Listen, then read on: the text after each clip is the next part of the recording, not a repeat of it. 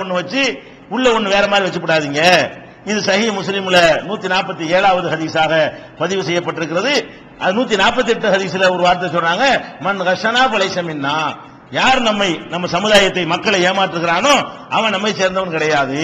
அப்ப ஏமாத்துறவன் முஸ்லீமா இருக்க மாட்டான்.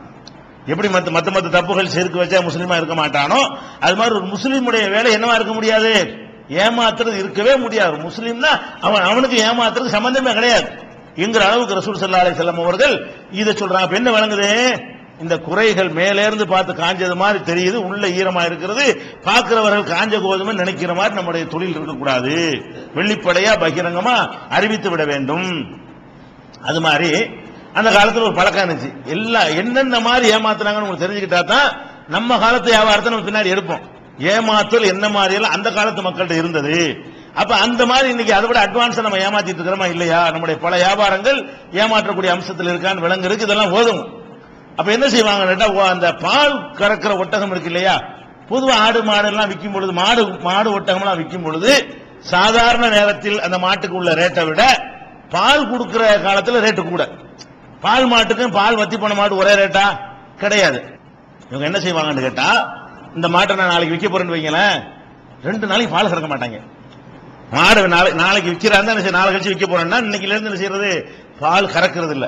அப்ப இன்னைக்கு உள்ள பால், நாளைக்கு உள்ள பால், நாளை கழிச்சு உள்ள பால்லாம் அப்படி திரண்டு அந்த மட்டி நல்லா பெருசா இருக்கு. அதை பார்த்தா முடிவு பண்ணுவான், பார்த்தா பயங்கரமா இது 20 லிட்டர் கறக்கும் போல இருக்க, ஒரு 10 லிட்டர் கறக்கும் போல இருக்கு, அந்த மாதிரி ஒரு தோற்றம் தரும். இது கொண்டு எடுத்துட்டு வந்துருவாங்க மார்க்கெட்ல. பாக்குறவன் என்ன செய்வான், நல்லா பறக்கக்கூடிய வாழு அப்படின்னு சொல்லிட்டு, சரி அங்களுக்குள்ளே கறந்து காட்ட சொன்னா கூட அது 2 நாள் பால் இருக்குனால கொஞ்சம் கூட கறக்கும், 1 லிட்டர் கூட 2 லிட்டர் வந்துருவா இல்லையா. அப்ப என்னவாயிரும், நம்பி வாங்கிட்டு போயிருவான். அங்கனுக்குள்ளே கறந்து காட்ட சொன்னா கூட எத்தனை லிட்டர் சந்தேகப்படுறியா, இப்ப கறந்து காட்டணுமா, இன்னும் கறப்பாங்க. அங்களுக்குள்ளே கறந்தா என்னவாயிரும், எப்பவும் அது எவ்வளவு கறக்குமோ அதை விட 2 மடங்கோ 3 மடங்கோ என்ன செய்ய பால் கூடுதலா இருக்கும் கறக்கப்படாததுனால. அப்ப அதுக்குள்ள ரேட்டை வாங்கிடுவாங்க. இந்த மாதிரி விற்கக்கூடிய ஒரு பழக்கம் அந்த காலத்துல. டெக்னாலஜி அவ்வளவுதான், எல்லா காலத்திலயும் மனுஷன் ஏமாத்துறவன் தான். நம்ம காலத்துல அறிவு வளர்ந்துட்டால டெக்னாலஜி வேற மாதிரி ஏமாத்திட்டு இருக்கிறோம். அந்த காலத்துல இந்த மாதிரியான விஷயங்கள் வச்சு அவங்களை ஏமாத்த வழங்குதா, இப்படியான ஒரு ஏமாற்றுறது அந்த காலத்துல இருந்துச்சு. அப்ப ரசூல் ஸல்லல்லாஹு என்ன பண்றாங்க, இது மக்களுக்கு அறிவுரை சொல்றாங்க. என்ன சொல்றாங்க, நீங்க ஆடு மாடு ஒட்டகம், இந்த பெண் ஒட்டகங்கள், பால் சுரக்கக்கூடிய ஒட்டகங்களை விற்பனைக்காக வேண்டி மடியில பாலை தேங்க வைத்து விற்காதீர்கள், அது மாதிரி நீங்க செய்யக்கூடாது அப்படின்ட்டாங்க. சரி, அப்படி வித்துட்டான் ஒருத்தன். நம்ம என்ன செஞ்சோம், நம்ம கண்ணு முன்னாடி கறந்து காட்டுறான், 3 லிட்டர் கறக்குன்னு சொல்லி, அதுக்கு 3 லிட்டர்னா 10,000 ரூபாய், 1 லிட்டர்னா 5,000 ரூபாய் ரேட் இருக்கும். நம்ம 10,000 ரூபாய் கொடுத்து வாங்கிட்டு போயிடுறோம். ஒரு நாளைக்கு 3 லிட்டர்ல கிடைக்குது அப்படின்னு சொல்லி நம்ம 10,000 ரூபாய் கொடுத்து வாங்கிட்டு போயிடுறோம். மீறி இந்த மாதிரி வாங்கிட்டு போய் இந்த சொன்னபடி இல்லைண்டா என்ன, அதுக்கு ரசூலுல்லாஹ் தீர்வு சொல்றாங்க. என்ன சொல்றாங்க, இந்த மாதிரி இப்ப மாட்டை கொண்டாந்து உங்கள்ட்ட விற்கிறான், ஒட்டகத்தை விற்கிறான். என்ன சொல்லி விற்கிறான், 3 லிட்டர் கறக்கும்னு சொல்லி விற்கிறான். நீங்க போய் கறந்து பாக்குறீங்க, கறந்து பார்த்தா என்ன இல்ல, 3 லிட்டர் இல்ல, கம்மியா தான் இருக்குது. அப்ப ஏமாத்தி விடான்னு தெரியுது. இப்ப என்ன செய்யணும்னு கேட்டா, 3 நாளைக்கு உங்களுக்கு அவகாசம் இருக்கு. அதுல யார் வாங்கினாலுக்கு 3 நாளைக்கு வச்சிருந்து பார்த்துட்டு 3 நாள் கறக்கணும். ஏன்னா ஒரு நாள் நோயினால கூட குறைஞ்சிருக்கிறோம்ல, கலை நடத்துற காத்திரமா இருந்திருக்கு, ஒரு இடம் மாறுது, தீனிகள் போதுமானதா இருந்திருக்காது. அது அவன் என்ன உணவு கொடுத்தானோ அந்த உணவு கொடுத்தா அது மாதிரி பால் சுரக்கும். திடீர்னு உணவு சேஞ்ச் ஆயிருக்கு, அதனால கூட குறைஞ்சிருக்கலாம். ஒரு ஸ்டடியாகி வர்றதுக்கு எத்தனை நாள் ஆகும், ஒரு 3 நாள் ஆகும்.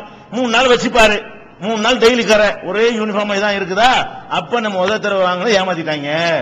அது அந்த சுரக்காம பால் கறக்காம அதுல மடியில சுரக்க வச்சு நம்மள ஏமாத்தி விட்டாங்கன்னு கண்டுபிடிச்சிக்கலாம். இப்ப என்ன செஞ்சிடலாம், 3 நாள் வச்சு பார்த்துட்டு திருப்பி கொடுத்துரு. ஆனா 3 நாள் பால் கறந்து குடிச்சிருப்பீல, அது யூஸ் பண்ணிருப்பே இல்லையா. அதுக்காக என்ன செய்யணும் கேட்டா, ஒரு சால்னு சொன்னா இப்ப 2 கையில அல்றதுக்கு பேரு ஒரு முத்துமாங்க. இது மாதிரி 4 மடங்கு. இந்த 2 கையில அரிசி அல்றோன்னு வைங்களேன், இது கால் சால்னு பேரு. இது மாதிரி 4 தடவை அள்ளி போட்டா எவ்வளவு, ஒரு சால். அந்த அளவுக்கு உள்ள தானியத்தை, கோதுமையை சேர்த்து கொடுத்துடணும். பால் குடிச்சதுக்காக வேண்டி ரிட்டர்ன் பண்றோம்ல, ரிட்டர்ன் பண்ணும்போது நினைச்சிருந்தே நம்ம அந்த பால் 3 நாள் கறந்து குடிச்சிருப்பா, இந்தா வேணாம், நீ சொன்னபடி ரிசல்ட் இல்ல, நாங்க இத்தனை நாள் யூஸ் பண்ணோம்ல, யூஸ் பண்ணதுக்கு அவன் தீனிலாம் போட்டு வேற இருப்பான்.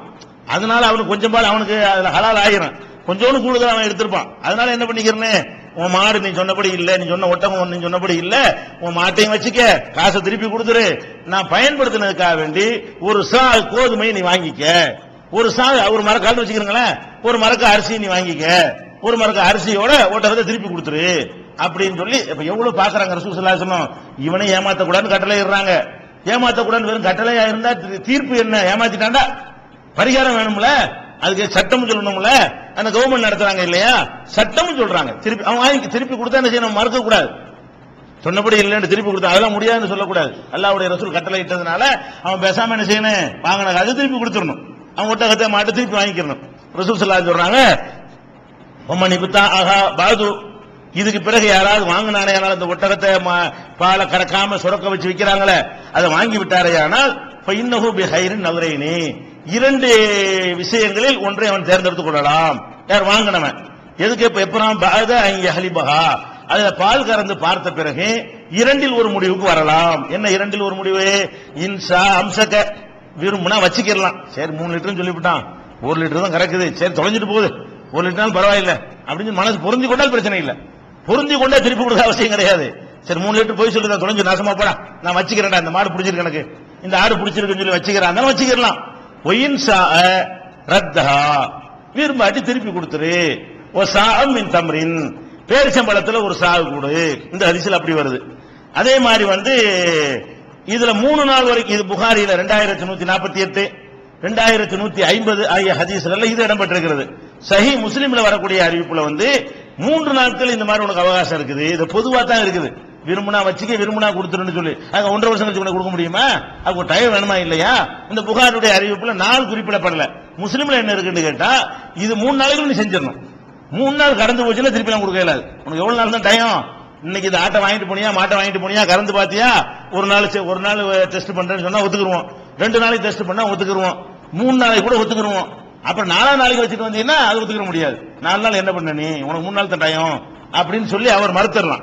3 நாளைக்குள்ள இதை செஞ்சிடணும்னு சொல்லி முஸ்லீம்ல 2803வது ஹதீஸ்லயும் 2804வது ஹதீஸ்லயும் இடம்பெற்றிருக்கிறது. இதுல நம்ம என்ன பார்க்கிறோம்? அதுல 3 லிட்டர் கறக்கணும் சொன்னாலும் அது உண்மைதான். அது அப்போதைக்கு உண்மை. 3 லிட்டர் கறந்து காட்டுறானா இல்லையா, அந்த நேரத்தில் அது உண்மையாக இருக்கிறது. ஆனால் பிறகு பின்னாடி அதுல ஏமாற்றுதல் அடங்கி இருக்கிறது. அந்த நேரத்தில் நல்லது மாதிரி காட்டுறான், பின்னாடி என்ன ஆயிடுது? சிலது என்ன செய்வான், மேல இப்படி கோட்டிங் அடிப்பான், அடிச்சோன்னு இப்படி பல இருக்கும் வழங்குதா, பின்னாடி பார்த்தா என்ன ஆயிரும், அந்த கோட்டிங் போனோடனே பழசா போயிடும். அதுல மேப்பூச்சி பூசி இருக்குல்ல, மேப்பூச்சி பூசி என்ன செய்யலாம், பழைய ஜாமானையே புது ஜாமான் மாதிரி காட்டலாம்ல. அந்த மேப்பூச்சி போனவனே எல்லாம் அடிபட்டு போயிடும். ஆஹா பழசருக்கு ஏமாத்தி விட்டாங்க. அந்த மாதிரி உள்ள வியாபாரங்கள் எல்லாமே ஹராமு. இதெல்லாம் முஸ்லீம் செய்யக்கூடாது. கரெக்டானது தான் செய்யணும். அதே மாதிரி நபிகள் நாயகம் ஸல்லல்லாஹு அலைஹி வஸல்லம் இது ஒரு வகையான ஃப்ராட். அந்த காலத்துல இருந்த வியாபாரிகள் இதான் வியாபாரம் தான, ஒட்டகாடு இதை விற்கிறதுனா வியாபாரம். அந்த காலத்துல வேற என்ன வியாபாரம் இருந்துச்சு? அதனால அதுக்குள்ள என்ன மாதிரி ஃப்ராட் பண்ணணுமோ அதெல்லாம் அந்த காலத்து மக்கள் பண்ணியிருக்கிறாங்க. அதுக்கடுத்து என்ன செய்யறவாங்கன்னு கேட்டா, ஒரு ஒட்டகத்தை விற்கிறதா இருந்தா, இப்ப இந்த ஒட்டகம் நான் வச்சிருக்கிறேன், இந்த ஒட்டகம் எவ்வளவு ரேட்டு?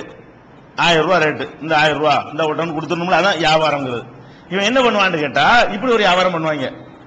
எனக்கு 1000 ரூபாய் கொடுத்து ஒட்டகத்தை வாங்கிக்க, இந்த ஒட்டகத்தை இப்ப தர மாட்டான், ஆனா இந்த ஒட்டகம் குட்டி போடும்ல, குட்டி போட்ட பிறகு அப்புறம் இதை தருவேன். அப்ப எனக்கு இன்னொரு ஒட்டகம் வேணும்ல, ஒட்டை கொடுத்து நான் என்ன செய்யறது? எப்படி விற்கிறது? ரூபாயை முதல் வாங்கிக்கிறது, வாங்கிட்டு ஒட்டகத்தை கையில கொடுக்கறது இல்ல. எப்படி கொடுக்கறது? இந்த ஒட்டகத்தை உனக்கு தந்துடுறேன்ப்பா, கன்ஃபார்மா தந்துடுறேன். எப்ப தருவேன்? இந்த ஒட்டகம் குட்டி போடும்ல, அதுக்கு பிறகு இதை தருவேன். இந்த ஒட்டகம் குட்டி போடுமே, அந்த குட்டி ஒரு குட்டி போடுமே, பேத்தி எடுக்குமே, பேரம் பேத்தி எடுத்து உனக்கு தருவேன். இப்படி விற்கிறது. விற்கும்போது எப்படி விற்பாங்க? இந்த ஒட்டகம் புள்ள பெத்தவன உனக்கு தருவேன், இந்த ஒட்டகம் பேரம் பேத்தி எடுத்தவன செய்வேன், உனக்கு நான் இந்த ஒட்டகத்தை தர்றேன். விற்கும் பொழுது இப்ப உள்ளதுக்கு இப்ப உள்ள ரேட்டை பேசணுமே தவிர எப்படி விற்கிறது? இதை ஒரு வருஷம் கூட ஆயிரும் இந்த குட்டி போடுறதுக்கு, 2 வருஷம் கூட ஆயிரும். 2 வருஷம் கழிச்சு விற்கிறேங்கிறதுக்கு இப்ப ரேட்டு பேசுறான்.